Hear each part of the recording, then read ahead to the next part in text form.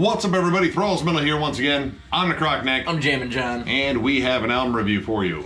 So yet another one that was definitely on our radar for the week of the 9th of September was the newest offering from Revocation Netherheaven, which kind of sounds like a creepy strip club name, but it's not. It's the name of this album. This comes out on Metal Blade Records. It's been formed in 2006 in Boston, Massachusetts. This is their 8th album overall. This is actually their first in 4 years, so this is kind of a long break for them. And this is the first one without second guitarist Dan Gargillo. He actually left the band, I believe, a couple of years ago. Yeah. And he is currently a member of Artificial Brain, which I reviewed not too long ago. And I mean, it warped my fucking brain. It's absolutely insane. But this is like the first time like Dave has just been on his own since, I would say, Resistance is Futile and the first album, which I can't think of right now. But he's had Dan in there as his second guitarist since Chaos of Forms and all the way to Outer Ones. And yeah, this is kind of an interesting one just because all the guitar work is Dave. Now, you know, Dave definitely is the principal songwriter for this band, but Dan contributed a lot to songwriting as well. So I was really curious what this one's gonna sound like. And going through it, like, honestly, this is a really interesting album, and it seems way more focused. Yes. Like, right away, the energy is, you know, completely intact. It's immediately recognizable as Revocation. Dave's vocals, Dave's fucking guitar wizardry, which, believe me, we're going to talk about that a lot. Yes, that'll come up quite frequently because he... Yeah. The riff work, the lead work, the songwriting and composition, like, he's good. Like, I would say in terms of modern metal, like, he's kind of maybe on like that Mount Rushmore of it in terms of like young players that just absolutely dazzle the fuck out of people. So just like Nick said in the very beginning, comes out swinging with diabolical majesty. I mean, right off the bat, the man is a riff god. I'm just gonna say it.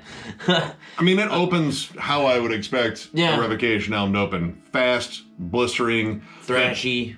Perfect mix of death and thrash metal with a technical flair. And technicality has always been a huge part of Revocation, but I like how they employ it. Like, this isn't just like noodles and just wankery for the sake of wankery. There's always like something he's complimenting with it. Like, his solos flow very well with the riffs. There's atmosphere to it. Right. Well, I mean, while there is groove in there for sure, it doesn't seem to be the main focus. Like, the main focus of the entire album seems to be more about atmosphere, which is welcomed.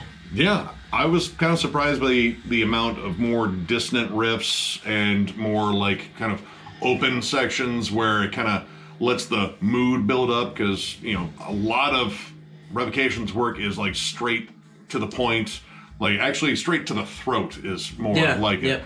And I like that about them. I think that's really cool. But hearing this more like sort of deliberate pacing, like this, to anyone that hasn't listened to Revocation, is still going to sound like riff a minute and just technical but very hooky. But to someone that's been listening to this band for a long time now, like, a lot of this feels more deliberately paced. You hear measures go on a little bit longer. They let the riffs sink in. They're not in as much of a hurry to get to the next one. Yeah, it doesn't go straight to the point. It kind of peaks and valleys a little bit before it gets there.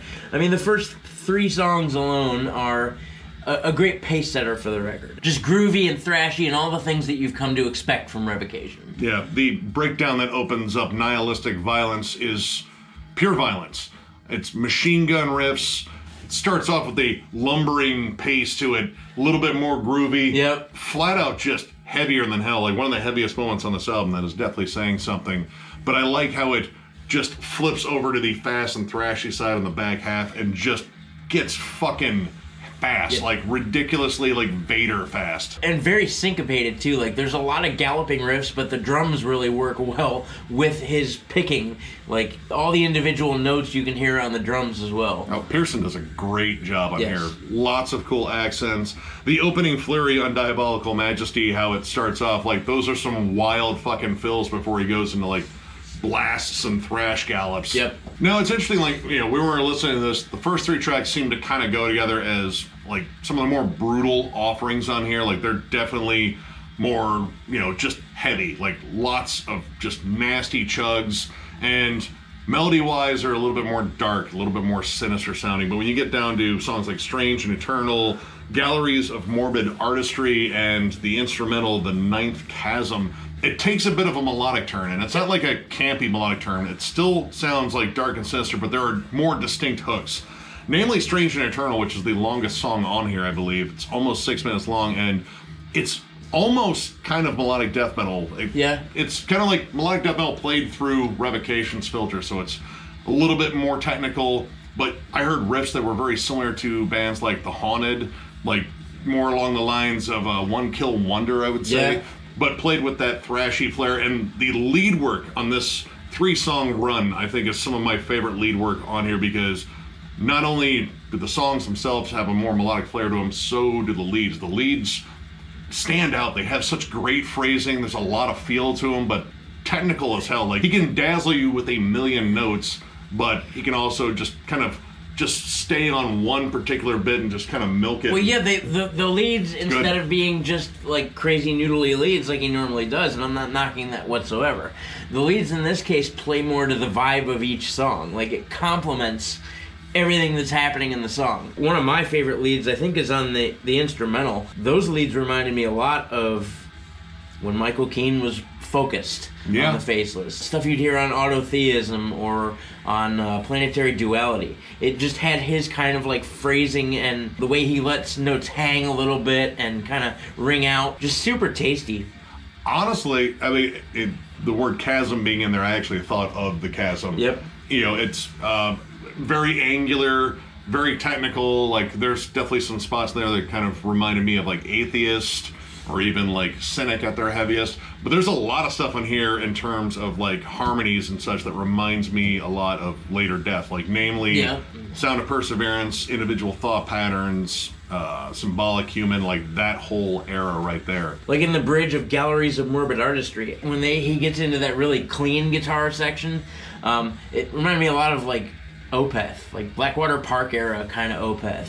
And surprisingly, as much as we're bringing up like very technical bands known for like very intensely technical music, there is sort of like a less is more philosophy in here. Like, it doesn't feel as technical as maybe it has been. Like, I would say this is very comparable to Great Is Our Sin. I think that is one of their standout albums for Revocation. I think that's definitely more melodic, and they kind of dialed back some of the more technical elements in favor of like memorable melodies, but they still kept their sound intact. Like, it still sounds 100% like Revocation. This is very comparable to that. And like, I don't know, there's this whole thing where I kept thinking like, all right, there's no other guitarist to play off of, so this is all Dave coming up with all the guitar melodies on here, at least so I think. And I think that kind of allows like a different kind of cohesion. Like, he is very centered on here in terms of like how the songs are broken down. Like, the songwriting itself is, I don't know, it feels more deliberate. Yes, it feels more focused, more like he's paying more attention to where he wants these songs to go in the story, more so as here's a cool riff, here's a noodle, here's a cool riff, here's a noodle. The way he writes this entire album, there's an ebb and flow of this whole record that hasn't been present for this band in quite some time. Honestly, I really liked The Outer Ones. I thought it was a really solid album. But to me, like, following Great Is Our Sin, which kind of experimented a little bit more, that one felt like, you know, it's another really good Revocation album. There are 8 of them now. Right. And, you know, I like that one, but it didn't stand out as much to me. Like, this one, like, you can hear it in the songwriting and the flow of the album. Like, it doesn't feel like a collection of songs. It feels like a well put together, like very meticulously crafted album. Even the lyrical themes kind of take a little bit of a departure. Like, you know, Outer One's definitely very Lovecraftian. This one feels more like occult and like just sort of dark and evil, and I kind of like that. Like, some of the songs that are much heavier in here feel way more brooding and almost dark. like bloodbathy kind of evil. You could just hear it. A lot of atonal tremolos. Again, just a lot of things that create like a colder presence, so to speak. Lessons in occult theft, which I guess is like spiritual shoplifting. That song has some of the wildest riffs on here. Like, it's these weird descending and ascending, like atonal, distant tremolos. They back some deep, gnarly riffs, but man, it just sounds chaotic. Yes. It sounds twisted, but it comes together really well. Like, none of it seems like it goes off the rails at all. Now, in terms of meticulous crafting and heavy, which I know this band is capable of, godforsaken, heavy, hefty. In fact, the first couple times I listened to this record, I think this is like the third time I've heard it today. First couple times I thought, this album seems to be missing something, maybe some heft. Nah, it's just in Godforsaken. That whole song is just stank-faced, just nasty, dark groove. When you get to the bridge, it gets doomy. It gets melodic and doomy. Yeah. It kind of drops off this main lumbering, sludgy riff that kicks it off, which I think is really good. I think it might be repeated a little bit too much. Like, it's the simplest riff on here, definitely. Like, it feels like... It is, but it is so to the point. There you go. Yep. But there's this cool little drop off and a fade in of this crawling lead melody, and then you get into this giant doomy breakdown where you get like single chords and this amazing melody behind it, and then it goes into this absolutely gorgeous fucking solo after it. Agreed. Which happens a lot on this record. Yeah, the gorgeous solos are literally every solo. And while like this doomy element kind of stood out as something maybe a little bit different, the song that follows it, The Intervening Abyss of Untold Aeons, there's a little bit of Lovecraft love in that song title. That one is almost black metal. Like, it's blackened death metal, blackened death thrash. It sounds like a very technical version of Dissection almost. Yeah. The riffs are notably colder. The melodies, like, you have those just dissonant tremolo riffs, but you get like some good chuggy sections where it's just machine gun riffs and like blazing solos, but there's a different energy on it. Like, those two songs, Godforsaken and The Intervening Abyss of Untold Aeons, that's a long title, but they feel different. Like, they feel like kind of after they got through this whole melodic section with, you know, Strange and Eternal, Galleries of Morbid Artistry, which is an amazing song too. Yes, it is. And the instrumental, The Ninth Chasm, like, they just kind of went with, like, let's just do some different kinds of heavy stuff. Yep. And I don't know, like, those two songs really kind of stood out just for being a little bit different, a little bit outside of the, you know, formula. Granted, like, you listen to it, you know it's Revocation. You know, like we said, it's almost like this album is in three sections. You get the thrashy stuff, the thrashy, heavy, brutal stuff, and then you get the melodic stuff, and then it just gets dark. And we do get, like, a barn burner style closer, much like how the album opened with Recrucified, which actually features Corpse Grinder and our late brethren, Trevor Strnad from Black Dahlia Murder. You know, I guess he got a lot of work done, you know, before everything that happened. And great way to close the song. Yeah. Absolutely whoops ass. Like, it's one of the most high energy songs on here. And, you know, I kind of like how they bookended, like, just viciousness. Yes. Opening track, last track, just closing in the most ferocious way that Revocation possibly could. Awesome song. Just kind of caps off this whole wild, dark journey of an album. Wasn't without some stuff that I didn't care for, but for the most part, I really dug this. While I like that main riff on Godforsaken, it does feel maybe a little too repeated. Like, it's repeated without a lot of, like, extra nuance on it. So it kind of did lumber for a bit, but when that bridge hit, that kind of woke me back up, and it does bookend that. So at that point, it sounds more interesting when you get back to it. But kind of how it laid on it, and it's a very dissonant, kind of atonal, like, deep chug. I mean, it's gross. It's gross. It is. It's gross. It didn't do much for me as far as a hook, and I thought the one spot of clean vocals at the end of Strange and Eternal just didn't really fit. Because they sound very layered, very auto-tuned. Like, it's almost like a chanted choir. Yeah. And it's cool, but I don't think it fits there. It's one of the few parts in here where it kind of sounds like that was shoehorned in. Like, that was just, like, a bit of extra stuff. And honestly, like, everything else in here, like, it doesn't feel like there's much fat on it. Like, everything is, again, paced well, meticulously crafted. The parts that they should hang on to, they hang on to them. Yep. The parts that are just, like, transitional and fun, they just kind of go through it and on to the next spot. And that's kind of the whole thing on here. Like, it's a very smooth sounding album. It flows very well. Yes. Minus a few hiccups for me. But overall, I really fucking dug this. I mean, I like pretty much everything Revocation has put out. And this is another one I really like. I'm going to go ahead and give this 4 stars. This is a fucking sick album. I mean, in terms of their discography, God, that's going to be a tough one to rank eventually, because, again, I do like all their shit. All of them, yeah. But this is Dave, like, doing some of his best work. Like, riff-wise, lead-wise, I think some of these are his most memorable leads. Oh, yeah. And I think the song construction just kind of allowing moments to breathe a little bit more versus, you know, like being the technical blunderbuss that, you know, Revocation can be. That really makes these songs stand out. I like some of the callbacks to the more melodic work that was on Greater Our Sin too, which is a big standout for me. This is an absolute killer album. If you love Revocation, there's a good chance you already pre-ordered it.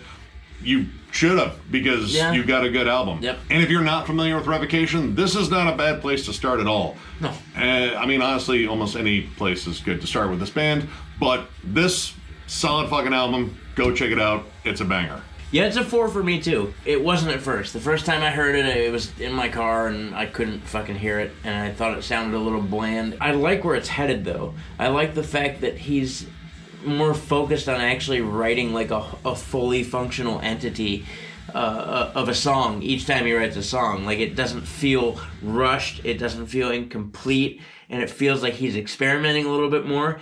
And I mean, why not? This is a good piece coming from Revocation, and there's definitely some, I wouldn't say newer things, but I would say it's more of a incorporation of all of what they have to offer, just really nicely laid out. When it's thrashy and riffy, it's just that. When it's melodic, it really, really, really plays with those melodies nicely. Everything is really just placed as it should be throughout the song. And when it's heavy, fuck, is it heavy. If you're new to Revocation, this is not a terrible place to start. I mean, none of it's really a terrible place to start, but this is a really good offering. I was really quite impressed once I got through the whole album, so good shit. So, if you enjoyed this review, give it a thumbs up, and if you are new to the channel, subscribe, because we do stuff like this all the time. We are also on Patreon. If you would like to help us out there, there's a link down below. It says thrallsmetal.com. If you click that, there's a link to Patreon, but there's also a link to other stuff in there, like t-shirts, and we will eventually get some new merch in there. Hat. Like that hat. Not this exact hat, it's mine. No, you can have that hat. No, you can't. That's his. Well, no, that's yours. That's your hat. No. That's your hat now. You can have it. I mean, I might sell it. I don't know. Take his entire head. You can have that too. No, you can't. Don't take my head. We're not even going to sell it to you. You can have it for free. I need this for hat wearing. But yeah, we will eventually have more merch in there. Not sure when, but we will definitely let you know. And of course, thank you all so much for liking, subscribing, watching, continuing to come back. The live chats for the premieres, like literally everything. We fucking love all of it, and thank you all so much just for paying attention to this goofy fucking channel that we created. I don't know. I'm baffled. I'm so baffled, but thank you so much. It's absolutely amazing to get to do this all the time, and I love it. It's so much fucking fun. Yep. So I'm gonna thank you one more time because, you know, thank you part of the video and all that shit. Thank you. But we will catch you later.